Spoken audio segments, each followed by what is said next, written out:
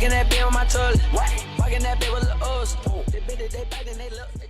everybody and welcome to another MX Bikes video, and today guys we are going to be doing some more Supercross here, and I want to tell you guys a little bit about how I've gotten better at Supercross, some tips that I have while I was learning it, because some of you may not know, but I qualified for my first pro Supercross race at I think around 300 hours, maybe it was a little bit closer to 400, but I didn't have many hours, so I feel like when I initially learned it, I don't know, I feel like it kind of just came natural to me, but I feel like since then, and just through 2023, I wasn't the greatest. Like, I really wasn't very good at Supercross, and I didn't race much at all in 2023. I probably only did like 3 aerial Supercross races in total.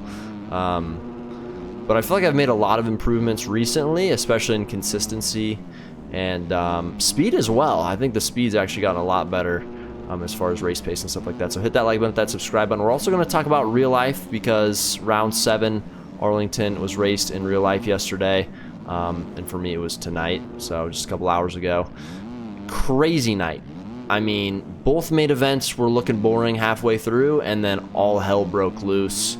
And I gotta say, it's kind of funny how Supercross works out. It kind of just works itself out in weird ways, and this is definitely the most exciting season I've ever seen of Supercross. I thought 2022 was a great season.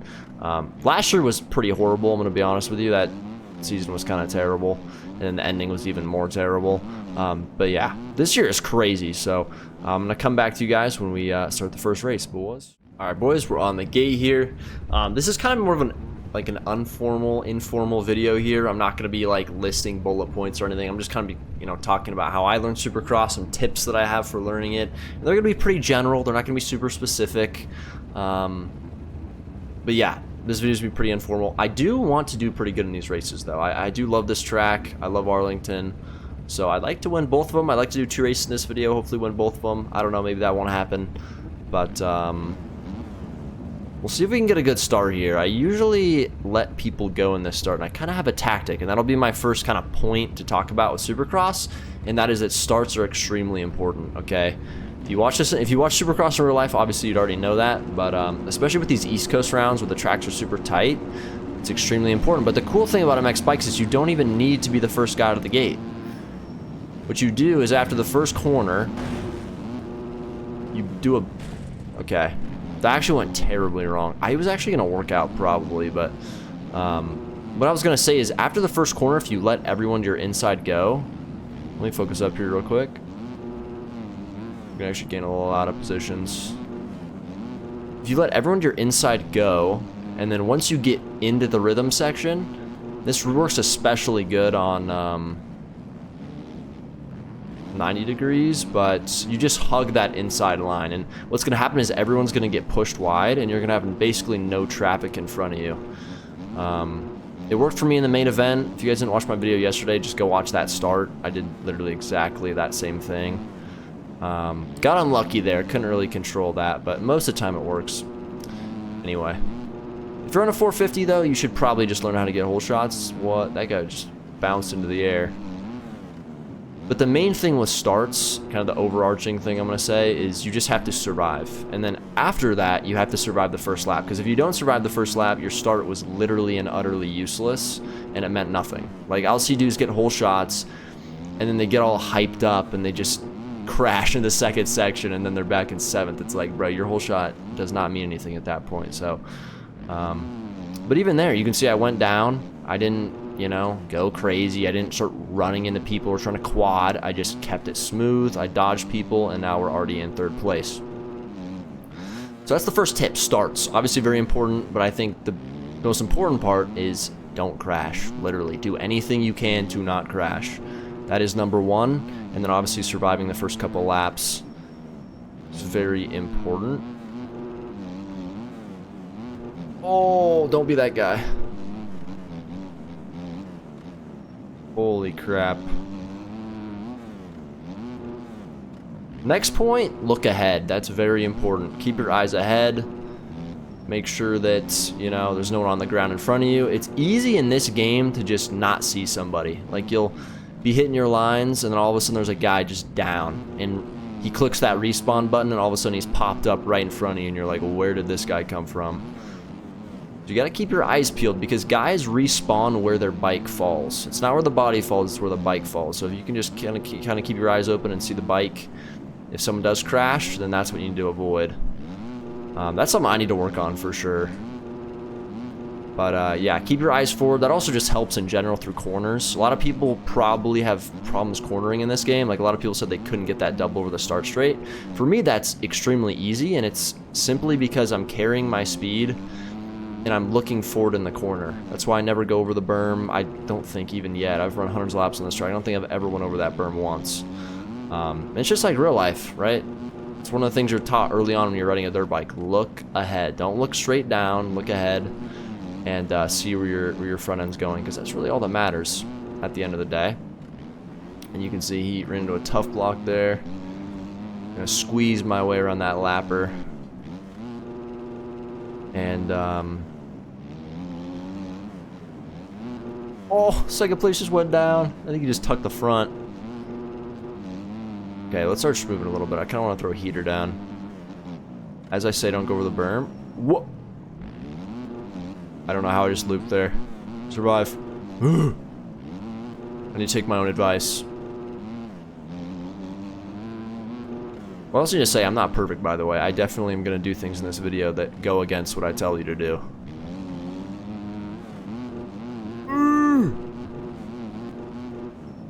Go. Oh my god. The next thing is, I'm going to talk about whoops for a second here. So, whoops are interesting. With this track, honestly, if you have a good setup, and it's very setup dependent, whoops are. You know, some bikes are horrible through whoops. When you're designing a setup for Supercross, obviously you want things to be a little bit stiffer, but you really need to focus on the geometry and how that affects your whoops runs. Whoops are extremely important in this game.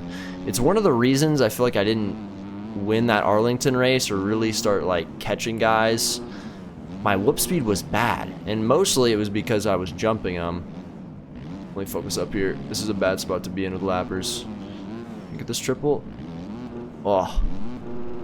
Yeah, whoop speed's extremely important. It's honestly, it's a free part of the track that, like, no matter your skill level, you can just gain time in.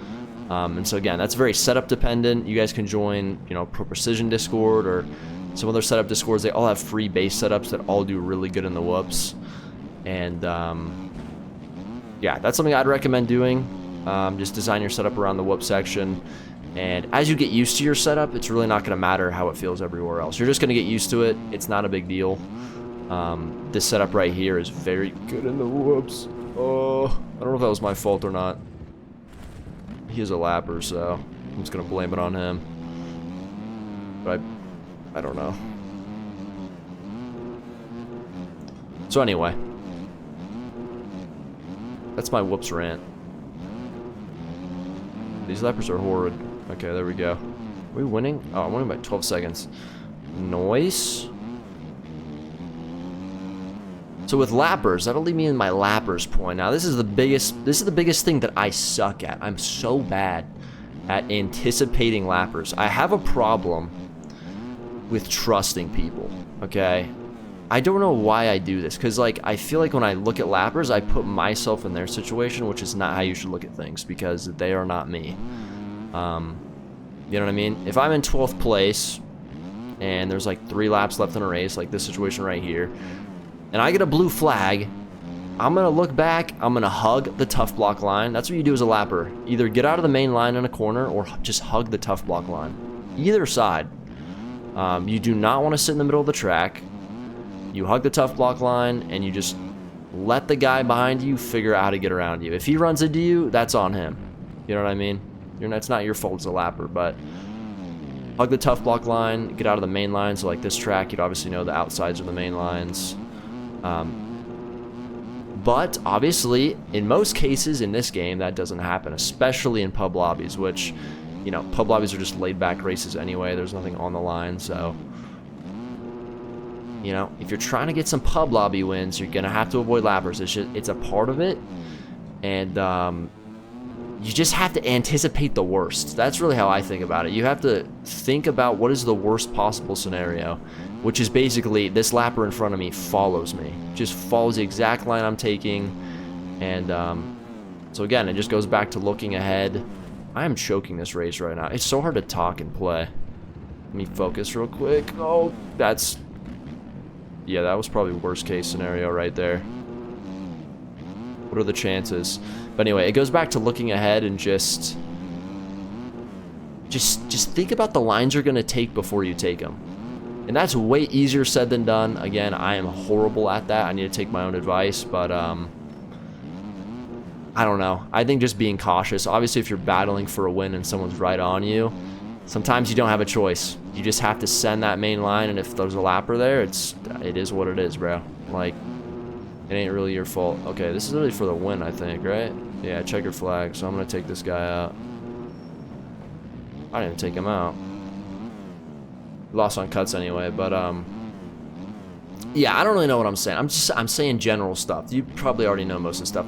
Second race, I'm gonna get into more kind of what I did to get better, some setting stuff, and yeah, stick around, boys. All right, I want to demonstrate the start strategy real quick that I usually use in Supercross, especially on 90-degree turns, because I didn't get to show you in that race. But basically, what I do is I let everyone go, right? So I'm basically last, make sure no one's on my inside. And what you do is you cut this way, right? And so coming into this, there's going to be people dying. Now, what you want to have happen is you want this entire lane. You want to hug this tough block line. You want this to be basically free. You don't want anyone to be blocking you here. Now, I think it's a 50-50 chance this happens. You may have to cut a little bit this way, or maybe you have to hug the tough block line a little bit more. But usually this part right here, if you really hug it, there is nobody blocking here. There's nobody here because everyone that's crashed is going to be to the right side, the outside, because everyone kind of pushes that way. And then at this point, you have to start dodging people because there's going to be people on both sides. And then once you get into this corner, even if you can be in like top 8, you know what I'm saying? Like there's 22 guys on the gate. If you can be top 8 to like top 5, like that's a great spot to start in. You know, that's top, 1/4, top, 20% of the field. So if you're in that position, not even trying off the start, that's great. And then your goal from there obviously is just to survive the rest of the lap. But that was kind of what I was saying. Obviously didn't get to display it. I've done it a lot in videos. You've probably already seen it, but that's kind of the strategy that I use off the start. All right, race number 2. So what do we cover? We covered starts, we covered lappers, we covered whoops, covered looking ahead. And so that leads into kind of what I did specifically to get better at Supercross. And I've said this before in prior videos, and again, it's very general stuff, okay? But I think this could help some of you maybe just implant a different way of like looking at it in your mind. When you start playing this game and you're newer, especially in Supercross, the best advice I can give you is when you're playing and you're practicing, play in a consistent fashion. Don't play in a hot lap fashion. You're gonna see a lot of these videos from these top pro guys that are running hot laps. Don't do that, okay? Never do that, actually. Yes, I'm telling you, never do that. When you play Supercross, just play it consistently. If that means double around the track, then double around the track, bro. I promise you, you will get much better, much quicker doing that. Here, I'm gonna implement my strategy. Look how well this worked. Look at that, I'm in 3rd right now, in the 2nd corner. You know what I'm saying? And we might get to 1st here. We got punted. Nothing you can do about that. But as you guys can see, it worked to literal perfection. And it works most of the time, to be honest. Most of the time in pub lobbies. But obviously, sometimes you get a little unlucky like that. Nothing you can really do about it, but we're still not even that bad of a position here. So we just got to keep it consistent.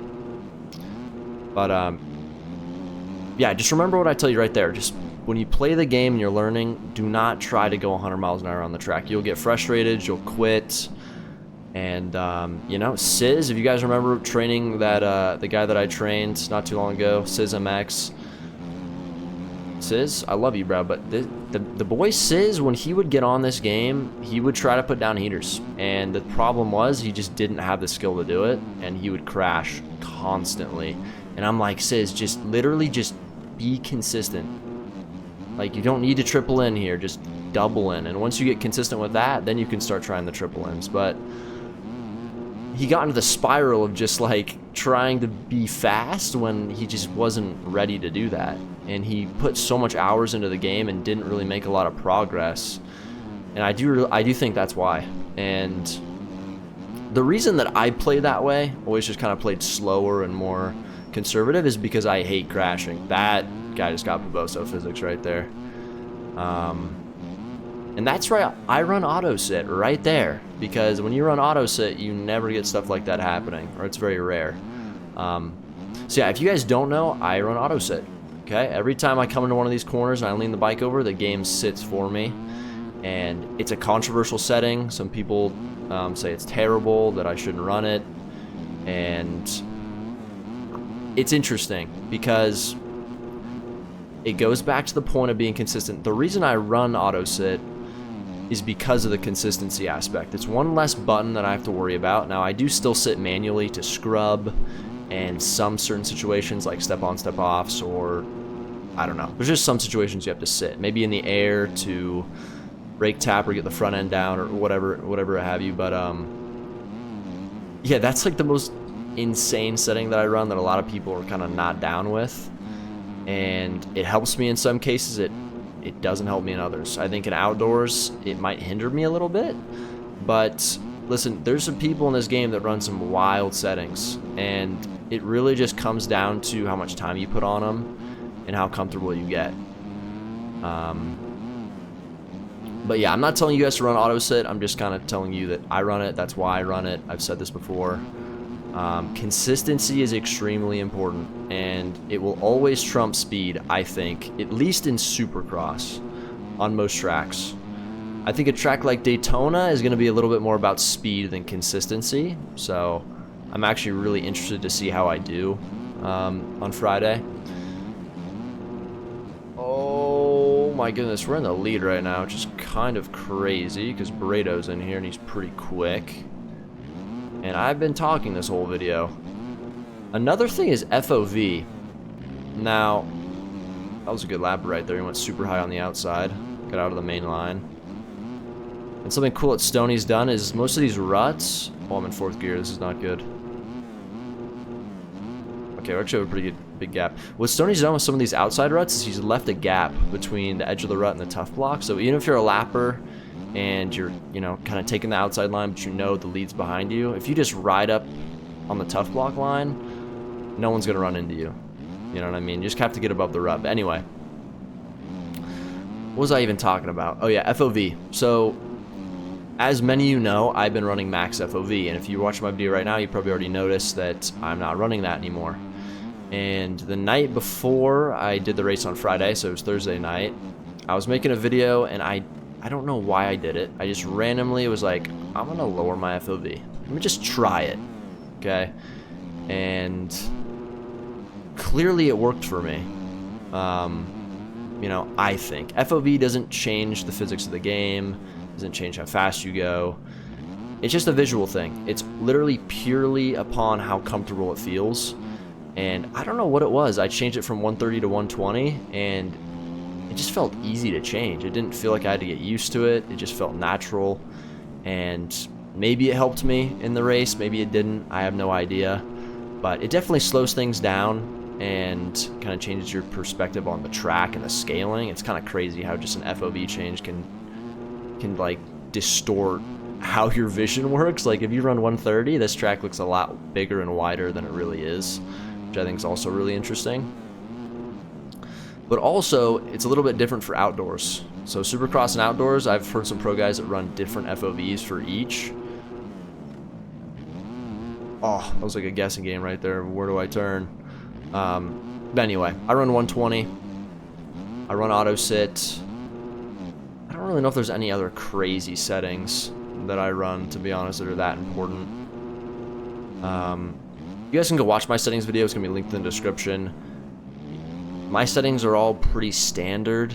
There's nothing crazy. It's basically just a copy of Linz's settings from back in the day. Pretty standard stuff. Nothing too crazy. Everything feels comfortable. I don't run anything weird. My binds aren't weird. They're all pretty standard.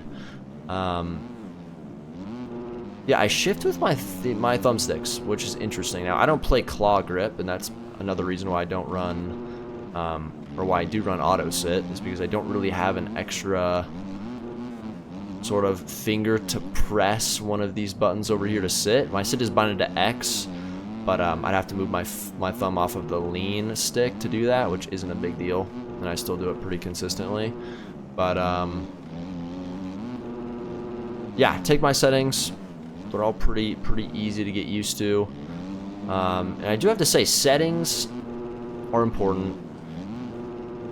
And I think, I don't know, dude. I think setup, honestly, your bike setup is probably a little bit more important than your settings even. Because settings you can get used to. Bike setup is really something that determines if you can get some of these rhythms. So join these Pro Precision Discords, join these setup Discords, whatever you want to join. I use Pro Precision, that's why I say it so much. They work really good for me, even the free ones. You can also buy setups. I wouldn't recommend doing that. That's not something I would ever do. So I'm not going to recommend you guys do it. But even the free base ones, like, they're really good setups. Obviously, you want to work with the whoops, especially on a 250. And yeah, it's a place you can gain a lot of time. I don't really know what I'm saying. I'm just rambling on. This race is almost over. I was going to talk about IRL Supercross, so I guess I'll do that for a little bit after this. But yeah, we got the Dubski, got some redemption in this second race. And yeah. Alright, boys, hope you guys learned something from the things I was saying in those races. It's kind of hard to talk and race at the same time, so somewhat, you know, some of the stuff I was saying probably made no sense, but I don't know. I try to give you guys some points, just kind of talk about how I kind of looked at Supercross in this game, how I progressed, some of the settings I used, blah, blah, blah. Anyway, I want to talk about IRL real quick. Arlington, obviously a lot happened. And so I want to just get right into it. If you haven't watched the races, go watch them. If you want me to spoil them for you, I'll do that. But we'll start with the Austin Faulkner crash, because I do have some thoughts on that. Because the crash itself was very interesting. It was on a part of the track that was very technical. You had to kind of wheelie over this little roller and then really kind of seat bounce over this, you know, interesting tabletop. And then you have to perfectly downside it to get that next triple. And what that means is you can't OJ it, because if you do, you're going to have to double triple and you're going to lose time. But you also can't underjump it, and that's exactly what Faulkner did. He cased it and then, you know, kind of just slightly endoed into the next face and then G'd himself out and then flew off the bike. And that's kind of what resulted in the crash, from what I could see anyway. I think I'm right. And I really think this crash wasn't bad luck. I think this was a case of Faulkner wanting to win when he didn't really need to. I think the track was sketchy. It was technical, especially on a 250. He was pushing it. Deegan was hauling ass, catching up to him, and he wanted to win. But I really think that Faulkner needed to think big picture, and I still don't know if he's hurt or not. There hasn't been any like update yet, so it was good to see him get up. And obviously, you never want to see someone go down like that. But it was good to see him get up, and you know, no broken bones. It didn't seem. Maybe he could have messed something up in his back, or maybe broke ribs, or who knows. It was a gnarly crash, and from my perspective, you know, I'm not Austin Faulkner. Just from a viewer's perspective, I feel like he was just pushing too hard. You know, that's how most people crash in this sport. You know, they push too hard, they lose focus, they get tired.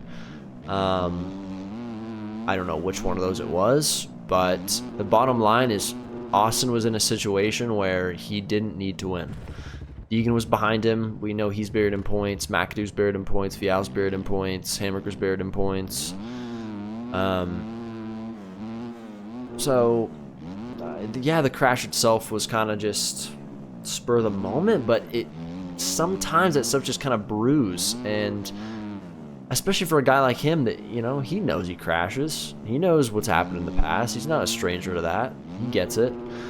I don't know what was being put on the pit board, but in my eyes, I really think he could have just backed off and said, you know what, I'm just going to survive this round. Deegan, you can take your win. McAdoo, you can get your second place, and hey, I'll take third. Or I think Faulkner, even if he, you know, took the gas off a little bit towards the end there as the track really broke down, he could have just taken a third, taken a second. There was a huge gap back to McAdoo, so it wasn't like he was going to lose a bunch of positions or anything. And again, man, he just such a big points lead. You know, he was really given a gift at Detroit, and he took advantage of it. So you know, you got to give him props for that. But it sucks to see, but it's also just kind of, I don't know, it's just kind of confusing, the whole thing, to me. It just feels like he was forcing the win when there's no reason to do that. You know, he was riding good. You know, we know that. He was riding good. He seemed like he was riding consistent. When you watch him ride, he's so relaxed. It doesn't even seem like he's really trying. So, I mean, that's Supercross. It's like one little tiny thing like that can just end it all. End your entire season. But what sucks the most is, like, when Austin crashes, it's always a major injury. It's always like this big, huge catastrophe crash. And yeah, it's not like the Jet Lawrence crashes or the Tomac crashes where it's just like, you know, you tuck the front or you case a jump and, you know, Jet Lawrence, I don't know how Jet Lawrence survives the crash he survives, but Austin just every time it flies off his bike and ragdolls.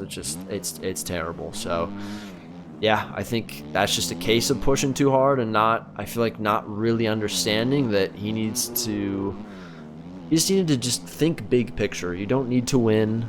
You don't even need to podium, really. Like, unless Max Anstey and Daxon Bennick, you know, snort some blow before the race and get whole shots and check out, there's really no reason to worry about McAdoo winning or Deegan winning or, you know, Hammaker or Vial. Like, there's no real reason at this point in the season because you have such a big gap to those guys. You have time to let them get their wins. And once you get into the season, you're consistent, you figure it out, that's when you can really start pushing it. But hey, it's easy to say in hindsight. It's easy to say that he should have just given Deegan the win and laid back. You know what I mean? Because he had the pace and he had the consistency. It's just, yeah, I don't know. It's easy to say knowing his track record, but yeah, that sucked. But cool to see Deegan get his first win. It's cool to see Deegan riding well. You know, yeah, he talks a big game. You can say he's cocky. You can say all this stuff, but he backs it up. And God, for his personality, he's so consistent. You wouldn't really expect it. Like, you'd expect him to be the hot lap hero guy, but he really isn't. He's like the Cooper Webb of the 250 class. And you put Cooper Webb in the 250 class, he's winning 9 out of 10 titles, okay? Because consistency, it's going to win you. It's going to win you the class. And Deegan said in interviews, dude, he's been saying it himself. He's been straight up saying it. All these other dudes are afraid to say it. Like, these guys aren't consistent. McAdoo is not consistent. Vial's not consistent. And even Anstey's not consistent most of the time. So, yeah, I mean, Deegan talks a big game, but if he's going to back it up every weekend, I think he'll win this title easily. And I think McAdoo can maybe give him a run, but, you know, McAdoo's going to have to stay up if he wants to do that, which he's, you know, done so far. But, again, if we go back to history, that usually doesn't bode very well for him. But anyway. That was 250. Obviously, hope Forkner's okay. Maybe he gets back for Daytona. But, yeah, it's just, when you think about the points perspective, you really didn't need to push that hard. But either way, it's just, again, it's one of those just weird freak kind of crashes that it's unfortunate. 450 class, I'm not going to say too much. Obviously, Jet got a great start. And I think everyone thought it was over at that point. Tomac choked in like the second corner, third corner, something like that. And huge ride for Tomac, though. I mean, he was definitely the best rider on the track. Worked himself all the way up to, I think, fifth or fourth, something like that. And then the whole, you know, Jet Lawrence, Chase Sexton moment happened. And, you know, he kind of choked that. And then Tomac took full advantage and ended up applying some pressure. And Jet, you know, got a little greedy. He showed the age. He showed that he's young and he's not quite, you know, very wise, and kind of tried to get Webb there towards the end, and Freezy got in the way. And yeah, I mean, listen, I'm not a Jet hater. Do I want to see Jet win every weekend? Absolutely not. You know, I want to see things be close. You know, I am a Tomac fan. I do like Tomac. I like Webb. But it doesn't mean I want him to win. I would have loved to see an AP win, or a, you know, Mookie win, or another Roxon win. I just want the points to be close. That's really all I care about at the end of the day. And so both classes now are pretty close in points. So I think Daytona is going to be crazy. And man, Jet Lawrence is just so good, man. But he's, he showed his age. And Jet's never had a clean SX season, really. If you really think about it, he's always had some dramatic rounds, some rounds where he goes down. Motocross a bit different, but yeah, Supercross, if you really think about it, this isn't anything crazy. I don't think anyone should be surprised. He has the speed, but when you're pushing that hard, it's, this ain't 15-minute mains anymore. This isn't a 9-round series. It's a 17-round series of 20-minute mains. You're gonna crash pushing that hard. And Tomac's kind of selective with the rounds he pushes hard, but Jet is just full bore every single round, and it works for him most of the time, but it kind of bit him in this round. So good to see the points close a little bit. Good to see Tomac finally have a good round, and Webb looks good. So we finally have guys that can take it to Jet, and yeah, I'm excited for the season. So that's kind of it. That's kind of my rant on the whole thing. Yeah, Faulkner thing is just, I don't know. Like, it's easy to sit here and say, oh, we all knew it would happen, but considering the points, man, it's really just haunting to look at, because he really didn't need to push as hard as he was. But it is what it is. It's easy to say in the hindsight, and I guess we'll see what happens. So hit that something like what else.